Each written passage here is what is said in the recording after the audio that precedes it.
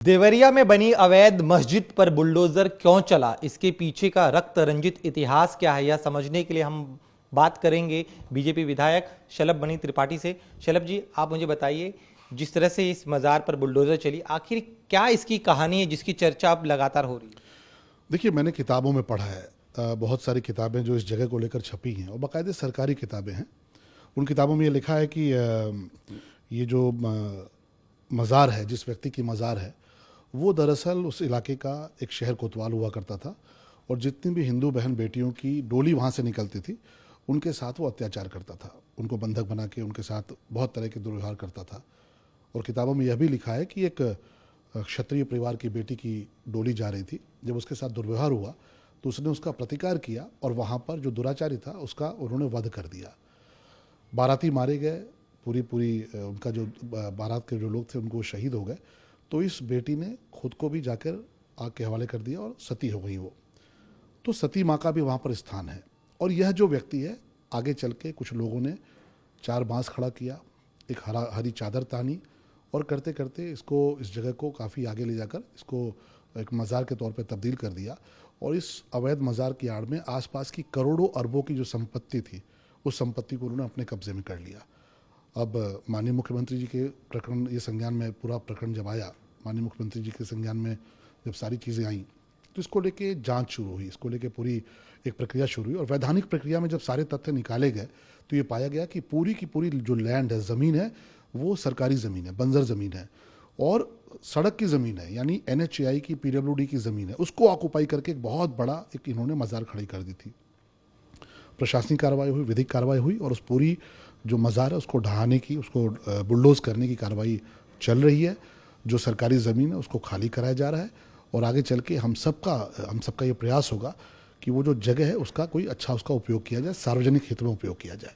इसके अलावा यह भी कहा जाता है कि कई साल पहले यहाँ पर यादव जी नाम के एक संघ के प्रचारक थे जो लंबे समय से काम कर रहे थे, उन्होंने भी इसका विरोध किया था, उनकी भी निर्मम हत्या कर दी गई थी। वो क्या वाकया है, ये बताइए। देखिए, स्वर्गीय राम नगीना यादव जी हमारे बहुत सक्रिय प्रचारक थे राष्ट्रीय स्वयंसेवक संघ के। उन्होंने बहुत सारे क्षेत्रों में काम किया, देवरिया से बाहर निकल के, प्रांत से बाहर निकल के, बहुत उनके प्रति लोगों की बहुत आस्था थी।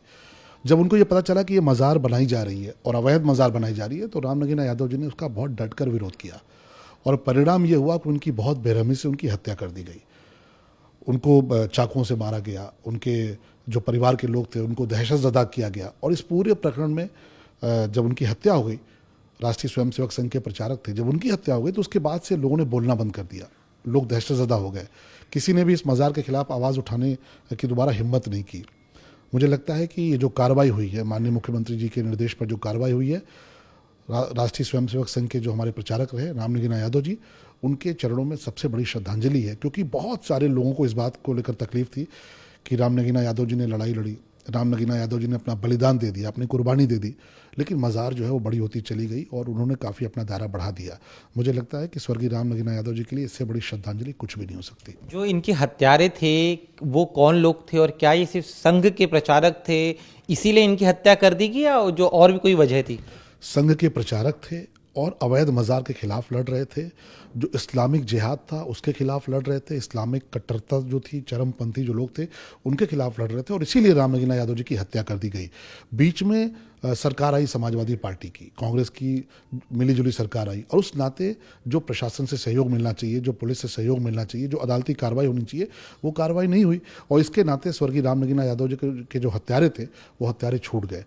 मुझे लगता है कि हम लोगों ने पहला अभी पड़ाव पार किया है कि इस जो अवैध मज़ार को, जिस अवैध मज़ार की लड़ाई लड़ते लड़ते राम नगीना यादव जी शहीद हुए, अपनी कुर्बानी दी, वो मज़ार तो ध्वस्त हमने करा लिए। अब अगले पड़ाव में, अगले चरण में हम सब इस दिशा में भी आगे बढ़ेंगे कि राम नगीना यादव जी के जो हत्यारे थे उनको कड़ी से कड़ी सज़ा हम लोग दिलाएं जहाँ पर भी वो हो। तो क्या आपकी बातों से सुनकर ये समझ में आ रहा है, क्या आप ये आरोप लगा रहे हैं कि राजनीतिक संरक्षण प्राप्त था इन हत्यारों को जो आरोपी थे इस केस के?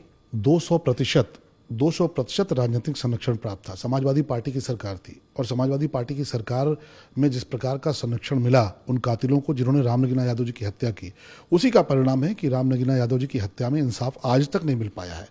और जिस मज़ार के लिए लड़ते लड़ते वो शहीद हो गए, कुर्बान हो गए, वो मज़ार समाजवादी पार्टी की सरकार में ही बढ़ती चली गई, फलती फूलती चली गई।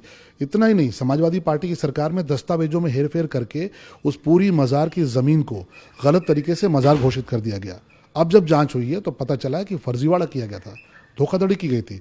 उस फर्जीवाड़े को जब पकड़ा गया है तो अब जाकर मुकदमे की भी हम लोग मांग कर रहे हैं कि जिन्होंने फर्जीवाड़ा किया, जिन्होंने फर्जीवाड़ा करके सरकारी बंजर ज़मीन को मज़ार के नाम पे चढ़वा दिया, उनके विरुद्ध भी मुकदमा दर्ज किया जाए। मज़ार कमेटी के जितने भी लोग हैं उनके विरुद्ध भी मुकदमा दर्ज होना चाहिए। इस मज़ार के बहाने वहाँ पर एक मेले का आयोजन किया जाता था जहाँ पर बड़े पैमाने पर फंडिंग इकट्ठा की जाती थी दान के रूप में, वो क्या पूरा मामला था, उस बारे में बताइए। देखिए, ये मज़ार जब इन्होंने बना ली तो वहाँ पर इन्होंने एक मेला शुरू किया और उस मेले के बहाने आसपास के 25-30 जिलों के लोग आते थे, बिहार के भी लोग आते थे, अलग अलग प्रांतों के लोग जुटाए जाते थे और करोड़ों रुपए आता था, करोड़ों अरबों रुपए आता था, जिसका कोई हिसाब किताब नहीं होता था। और वो पैसा एक प्रकार से चरम पंथ में उसका उपयोग होता था, कट्टर पंथ के तौर पे उसका उपयोग होता था। इस बार मैंने प्रशासन से कहा था, करीब 45 वर्षों से ये अवैध मेला भी चल रहा था। मैंने प्रशासन से कहा कि ये मेला अवैध है, ये मज़ार अवैध है, सरकारी ज़मीन पर बनी हुई है, इसको फ़ौरन रोका जाना चाहिए। और मैं धन्यवाद देना चाहता हूं कि माननीय मुख्यमंत्री जी के स्तर पे इस पर कार्रवाई हुई, इस मेले को भी हमने रोक दिया है। आगे ऐसा कोई भी मेला हम कतई लगने नहीं देंगे। लेकिन आपके जो विरोधी है वह यह भी आरोप लगा रहे हैं कि इस मज़ार पर बुलडोज़र चलाकर आप लोगों की तरफ से एक राजनीतिक संदेश देने का भी प्रयास किया गया। देखिए, देवरिया का, गोरखपुर का एक एक व्यक्ति जानता है इस मज़ार की कहानी। एक इतने समर्पित प्रचारक की हत्या की गई हो, राम नगीना यादव जी का बहुत बड़ा कद था, उनके प्रति बहुत बड़ी आस्था थी। अब अगर लोगों को लगता है, जिनको लगता है कि राजनीति है, वो सोचते रहें, पर हम तो लोगों की जो भावना है उसके हिसाब से काम कर रहे हैं। और मेरी स्वयं की भी भावना है, मैं भी एक सनातनी हूँ, मैं भी एक छोटा सा कार्यकर्ता हूँ और एक हमारे प्रचारक की जिस प्रकार से हत्या की गई, मुझे भी इस बात की तकलीफ थी, दर्द था कि उनका न्याय नहीं हो पाया है। और न्याय लड़ने की लड़ाई मैं किसी नेता के तौर पर नहीं, किसी विधायक के तौर पर नहीं, एक सामान्य सनातनी के तौर पर ये लड़ाई लड़ रहा हूँ और मुझे बहुत संतोष है कि मैं इस लड़ाई में आगे बढ़ा हूँ। कई और भी, न सिर्फ ये मज़ार वाली जगह जहाँ पर यादव जी की हत्या हुई थी, ऐसी कई और जगह भी हैं जहाँ पर कई वर्षों तक कई लोगों ने संघर्ष किया, जो संघ से जुड़े रहे या हिंदू संगठनों से जुड़े रहे, लेकिन कहीं ना कहीं कारणों में उनकी हादसे में उनकी मौत हुई या फिर कुछ ना कुछ उनके साथ हो गया। तो क्या ये जो पूरा घटनाक्रम है ये एक मिसाल माना जाएगा या क्या इसे और एक्सटेंडेड रूप में देखा जाएगा अगर कहीं और इस तरह की घटना सामने आती है तो? देखिए, बहुत बड़ा उदाहरण है ये। राम नगीना यादव जी की हत्या के बाद इस मामले में न्याय हो पाएगा, इसका विश्वास किसी को नहीं था। लोग मानते थे ये मामला खत्म हो गया, राम नगीना यादव जी की जो प्रयास था वो कभी पूर्ण नहीं हो पाएगा। लेकिन मुख्यमंत्री जी ने, हमारी सरकार ने बढ़ चढ़ के जो कार्रवाई की है, और आप सही कह रहे हैं कि बहुत सी जगहों पे हमारे आरएसएस के लोगों ने, हमारे स्वयंसेवकों ने अपनी शहादत दी है। कहीं भी कोई प्रकरण आएगा तो निश्चित तौर पे, मैंने कहा ना कि एक विधायक होने के नाते नहीं, कोई राजनीतिक व्यक्ति होने के नाते नहीं, एक सनातनी होने के नाते, एक छोटा सा स्वयंसेवक होने के नाते हम सबको ये लड़ाई लड़नी चाहिए और आगे भी लड़ाई लड़ेंगे। एक आखिरी सवाल मेरा, लेकिन जो आप लोग के विरोधी है उनका यह भी आरोप है कि चूंकि सिर्फ वो मुस्लिम समाज की है इसीलिए आप लोग उन पर बुलडोजर चला रहे हैं, अन्य आपको अवैध निर्माण दिखाई नहीं देते, जहां पर मुसलमानों का धार्मिक चीज़ें दिखाई दे, उनके मस्जिद मज़ारे दिखाई दे, वहाँ आप बुलडोजर लेकर पहुँच जाते हैं। भाई, सरकारी ज़मीन पर कोई इमारत खड़ी की गई और जहाँ जाकर खुदाई करिए वहाँ एक ही समाज अगर निकलता है तो इसमें हमारा क्या दोष है? क्या डॉक्टर ने कहा है कि बंजर ज़मीन पर जाके मज़ार बना दो? क्या डॉक्टर ने कहा है कि किसी सरकारी ज़मीन पर जाकर आप मज़ार खड़ी कर दीजिए? क्या किसी चिकित्सक ने कहा है कि आप जाकर वहाँ पर सरकारी ज़मीन पर मेला लगाइए? तो ये धारणा लेकर, ये आधार लेकर अगर कोई बचने का प्रयास करेगा तो ये भारतीय जनता पार्टी की सरकार है। माननीय मोदी जी के नेतृत्व में योगी जी की सरकार बिना भेदभाव के काम कर रही है। लेकिन हाँ, तुष्टिकरण किसी का नहीं करेंगे।